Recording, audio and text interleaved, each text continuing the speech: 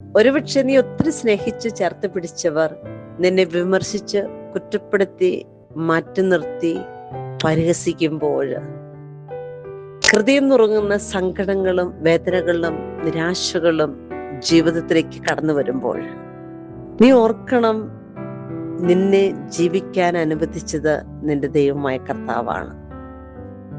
ആ സ്നേഹത്തിന്റെ കർത്താവിന്റെ കാരുണ്യം ഒരിക്കലും നിന്നെ കൈവിടുകയില്ല. മനുഷ്യർ എത്രമാത്രം നമ്മെ മാറ്റി നിർത്തിയാലും ചേർത്ത് പിടിക്കുന്ന ദൈവം നമ്മുടെ കൂടെയുണ്ട്. യോഹന്നാൻ എഴുതിയ സുവിശേഷത്തില് 3-21 തിരുവചനം നമ്മളെ പഠിപ്പിക്കുന്ന ഒരു കാര്യമുണ്ട്.